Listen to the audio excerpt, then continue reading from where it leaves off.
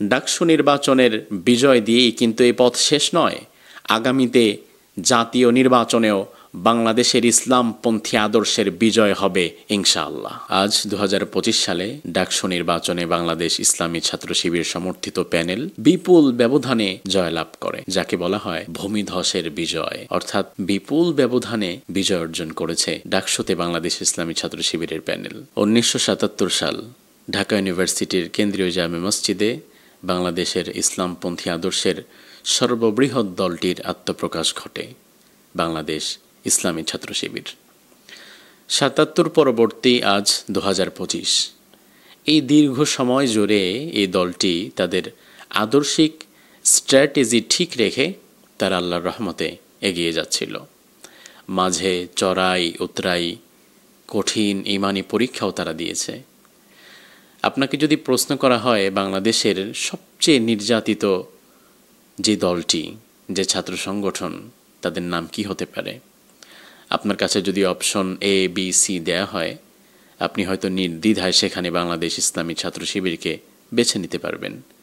তার কারণ বিগত দিনে এই ছাত্র সংগঠনের ওপরে যে পরিমাণ জুলুম এবং নির্যাতন হয়েছে তা ইতিহাসের যে কোনো জুলুমকে হার মানিয়ে ফেলতে পারে। আল্লাহ সুবহানাহু ওয়া তাআলা কোরআনুল কারীমে বলছেন, ওয়ালিউমাহহিসাল্লাহুল্লাযীনা আমানু, আমি আল্লাহ তাআলা মাঝে মাঝে ইমানদারদের ইমানগুলোকে তামহিস করি। তামহিস হচ্ছে আত-তামহিস মিন বাবিত তাফঈল। এর অর্থ হচ্ছে রিফাইনিং গোল্ড উইথ ফায়ার, অর্থাৎ স্বর্ণকার যেমন স্বর্ণকে খাঁটি করতে আগুন দিয়ে জ্বালিয়ে পুড়িয়ে স্বর্ণকে স্বর্ণকার যেমন খাঁটি করে, আল্লাহ তাআলা বলেন আমি আল্লাহ তাআলা মাঝে মাঝে ইমানদারদের ইমানগুলোকে আরও বেশি স্বচ্ছ এবং নিখুঁত খাঁটি করার জন্য দুনিয়ার কষ্ট যন্ত্রণা এবং পরীক্ষা দিই, যেন তাদের ইমানগুলো খাঁটি হয়ে যায়। অবশেষে যখন তাদের ইমান খাঁটি হয়ে যায়, তাদের ইমান যখন নিখুঁত এবং নির্ভেজাল হয়ে যায়, তাদের ইমান যখন ইস্পাত দৃঢ় কঠিন হয়ে যায়, ঠিক ওই মুহূর্তে আমি আল্লাহ সুবহানাহু ওয়া তাআলা সিদ্ধান্ত নেই জমিনের পরবর্তী দায়িত্বশীল আমি আল্লাহ তাআলা তাদেরকে বানাবো, যাদেরকে জমিনে দুর্বল করে রাখা হয়েছিল। অতঃপর আজ ২০২৫ সালে ডাকসু নির্বাচনে বাংলাদেশ ইসলামী ছাত্র শিবির সমর্থিত প্যানেল বিপুল ব্যবধানে জয়লাভ করে, যাকে বলা হয় ভূমিধসের বিজয়।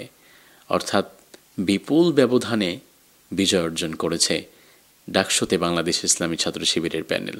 গোটা বাংলাদেশ আজ তাকিয়ে দেখো, সুশীল সমাজ আজ তাকিয়ে দেখো, শাহবাগী এবং ফ্যাসিজম যারা করেছ তোমরাও আজ তাকিয়ে দেখো।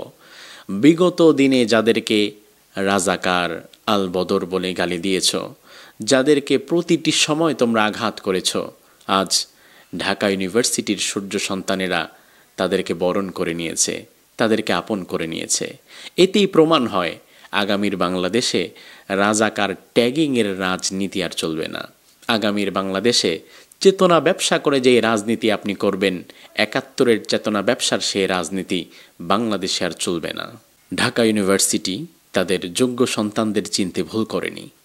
তারা এমন একজনকে ভিপি বানিয়েছে, যেই ভিপি শুধুমাত্র তাদের ইউনিভার্সিটির অভিভাবক, ইউনিভার্সিটির নেতা এমন নয়, বরং আমি তো মুসলিম, আমার নেতা হবে সর্বত্র একজন। আমার ইমাম যিনি হবেন, তিনি নামাজে আমার ইমাম হবেন, তিনি সমাজে আমার ইমাম হবেন, তিনি রাজনীতিতে আমার ইমাম হবেন। আবার আমি যদি কোনো দিন মৃত্যুবরণ করি, আমার ইমাম, আমার নেতা হবে ওই ব্যক্তি যে ব্যক্তি আমার জানাজার নামাজেও ইমামতি করবার মতো যোগ্যতা রাখে। গত রাতে আমরা দেখেছি ঢাকা ইউনিভার্সিটির নব ভিপি যিনি সাদিক কায়েম, বিজয়ের ফলাফল প্রকাশ হওয়ার আগ থেকেই তাহাজ্জুদের জায়নামাজে চোখের পানি ঝরাচ্ছিল। আমরা তো এমন নেতা চাই, আমরা এমন সন্তান চাই যারা ক্ষমতা লাভের পরে বিপরীত পক্ষের দিকে দা ছুরি নিয়ে এগিয়ে যাবে না প্রতিশোধ পরায়ণ হওয়ার জন্য, বরং যারা হবে কোমল, যারা হবে তাহাজ্জুদের জায়নামাজে তাদের সিজদা দিয়ে, তাদের চোখের পানি দিয়ে রবের দরবারে তারা শুকরিয়া জানাবে। এমন সন্তান তো ঢাকা ইউনিভার্সিটিতে আমরা চাই। আল্লাহ সুবহানাহু ওয়া তাআলা আমাদের সে আশাই তো পূরণ করেছে। ডাকসু নির্বাচনের বিজয় দিয়েই কিন্তু এই পথ শেষ নয়। আগামীতে জাতীয় নির্বাচনেও বাংলাদেশের ইসলামপন্থী আদর্শের বিজয় হবে ইনশাআল্লাহ।